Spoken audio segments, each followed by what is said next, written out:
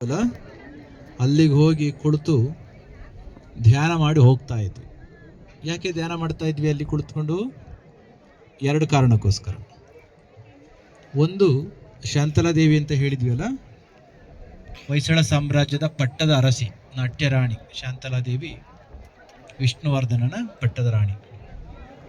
ಆಯಮ್ಮ ತನ್ನ ಸಾಮ್ರಾಜ್ಯದ ಮುಂದುವರಿಕೆಗೋಸ್ಕರ ಅಂದು ಒದಗಿ ಬಂದಂಥ ದುಃಖಕರವಾಗಿರ್ತಕ್ಕಂಥ ಘಟನೆಗೋಸ್ಕರ ತನ್ನ ಸಾಮ್ರಾಜ್ಯದ ಮುಂದುವರಿಕೆಗೆ ತನ್ನನ್ನು ತಾನು ಅರ್ಪಿಸಿಕೊಂಡಂಥ ಜಾಗ ಅದು.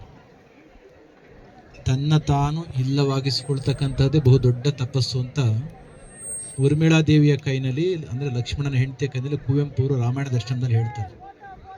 ದೊಡ್ಡ ತಪಸ್ಸು ಯಾವುದಪ್ಪ ಅಂದರೆ ಜಗತ್ತಿಗೋಸ್ಕರ, ಸಮಾಜಕ್ಕೋಸ್ಕರ ತನ್ನನ್ನು ತಾನು ಒಂದು ಧ್ಯೇಯ ಉದ್ದೇಶಕ್ಕೋಸ್ಕರ ಇಲ್ಲವಾಗಿಸ್ಕೊಳ್ತಕ್ಕಂಥದ್ದು ಬಹು ದೊಡ್ಡ ತಪಸ್ಸು. ಅದು ಒಂದು ಕಾರಣ. ಶಾಂತಲಾದೇವಿ ಅಲ್ಲಿಯೇ ತನ್ನ ದೇಹವನ್ನು ಬಿಟ್ಟಂತಹ ಒಂದು ಜಾಗ.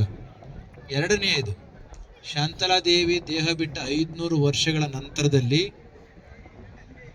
ಇದೇ ಪ್ರಾಂತ್ಯದಲ್ಲಿ ಬೆಂಗಳೂರನ್ನು ಕಟ್ಟಿದಂಥ ನಮ್ಮ ನಾಡಪ್ರಭು ಕೆಂಪೇಗೌಡರು ಶಿವಗಂಗೆಯ ಬೆಟ್ಟದ ತಪ್ಪಲಿನ ಗುರುಕುಲದಲ್ಲಿ ಅಧ್ಯಯನವನ್ನು ಮಾಡುವ ಪ್ರಾರಂಭದ ದಿನಗಳಲ್ಲಿ ತಂದೆ ಕೆಂಪರಂಜೇಗೌಡರು ರಾಜ್ಯವನ್ನು, ಈ ಭಾಗವನ್ನು ಆಳ್ತಾ ಇದ್ದಂಥ ಸಂದರ್ಭ ವಿಜಯನಗರ ಸಾಮ್ರಾಜ್ಯ. ಅವತ್ತಿನ ವಿಜಯನಗರ ಸಾಮ್ರಾಜ್ಯ ಹೇಗಿತ್ತು? ರಸ್ತೆಗಳಲ್ಲಿ ಇವತ್ತು ತರಕಾರಿ ಮಾರ್ತೇವೆ, ಆದರೆ 15ನೇ ಶತಮಾನದಲ್ಲಿದ್ದಂಥ ವಿಜಯನಗರ ಸಾಮ್ರಾಜ್ಯದಲ್ಲಿ ರಸ್ತೆಗಳಲ್ಲಿ ಮುತ್ತು ರತ್ನಗಳನ್ನು, ಬಂಗಾರವನ್ನು ಮಾರ್ತಾ ಇದ್ರಂತೆ. ಥ್ರೂ ದ್ಯಾಟ್ ನಾವು ಅದ್ರ ಮುಖಾಂತರ ಅರ್ಥ ಮಾಡ್ಕೊಳ್ಬೋದು ಕೆಂಪೇಗೌಡರು ಬದುಕಿದ್ದ ಕಾಲಕ್ಕೆ ನಮ್ಮ ದೇಶದಲ್ಲಿ, ನಮ್ಮ ಭಾಗದಲ್ಲಿ ಎಷ್ಟೊಂದು ಸಂಪತ್ತು ಇತ್ತು, ಎಷ್ಟೊಂದು ಶ್ರೀಮಂತವಾಗಿತ್ತು ಅಂತ. ಅಂದಿನ ಕಾಲದ ಇವತ್ತಿನ ಕಾಲಕ್ಕೆ, ಅಂದಿನ ಕಾಲದ ಶ್ರೀಮಂತಿಕೆಯನ್ನು ಹೋಲಿಸೋದಾದರೆ, ಇವತ್ತು ಏನು ಒಂದು ದೇಶದ ಪ್ರಗತಿಯನ್ನು ಆರ್ಥಿಕತೆಯ ಮೇಲೆ ಅಳಿತಾ ಇದ್ದೇವಲ್ಲ, based upon the economy of that country, have been measuring the strength of any nation.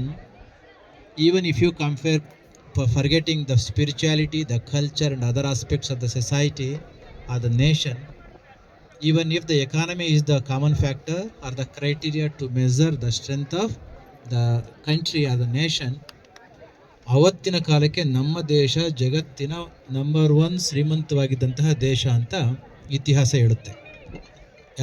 ಆ ಕಾಲಘಟ್ಟದಲ್ಲಿ, ಅಂತಹ ಕಾಲಘಟ್ಟದಲ್ಲಿ ಕೆಂಪೇಗೌಡರು ಚಿಕ್ಕ ಹುಡುಗ ಆಗಿದ್ದಾಗ ಬೆಟ್ಟದ ತಪ್ಪಲಿನಿಂದ ಏನು ನಾವು ನೀವೆಲ್ಲರೂ ಕೂಡ ಮೆಟ್ಲು ಮಾಡಿದರೂ ಕೂಡ ಕಷ್ಟ ಬಿದ್ದುಕೊಂಡು ಬಂದ್ವಲ್ಲ, ಆ ಕಾಲಕ್ಕೆ ಕೆಂಪೇಗೌಡರ ಕಾಲಕ್ಕೆ ಮೆಟ್ಲು ಎಷ್ಟಿದ್ವೋ ಗೊತ್ತಿಲ್ಲ.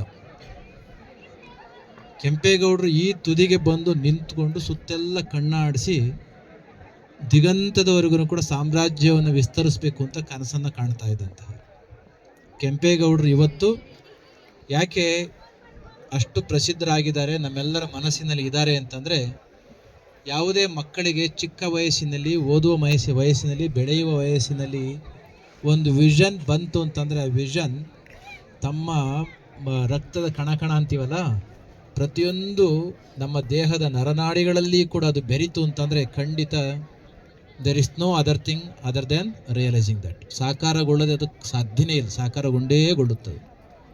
ಕೆಂಪೇಗೌಡರು ಕಂಡಂಥ ಕನಸು ತಂದೆ ಕಾಲಾನಂತರದಲ್ಲಿ ಅವರು ಸಾಮಂತರಾಜರಾಗಿ ಬಂದ ಸಂದರ್ಭಕ್ಕೆ ಮೊದಲು ಅವರು ಅಂದದ್ದೇನೋ ಬೆಂಗಳೂರನ್ನು ಕಟ್ಟಿತ್ತು.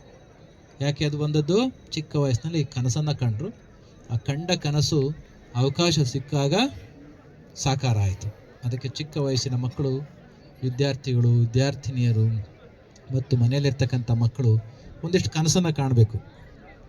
ಡಾಕ್ಟರ್ ಕಲಾಂ ಹೇಳ್ತಾರಲ್ಲ, dream is not that which we are going to see while we are sleeping, rather dream is that which is not going to let you to sleep.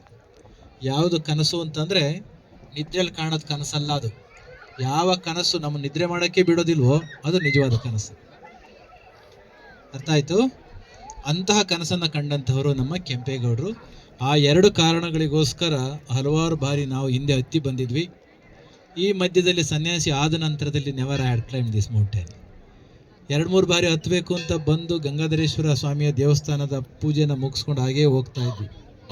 ನಾವು ಕೆಳಗಡೆಯಿಂದ ಮೇಲೆ ಹತ್ತಿ ಬರಬೇಕಾದ್ರೆ ಹಲವಾರು ಸ್ವಾಮಿಗಳು ಅಲ್ಲಲ್ಲೇ ಬೆಟ್ಟದಲ್ಲಿ ಗುಹೆಗಳನ್ನ ಮಾಡ್ಕೊಂಡು ಇದು ಮಾಡ್ತಾ ಇದ್ದಾರೆ.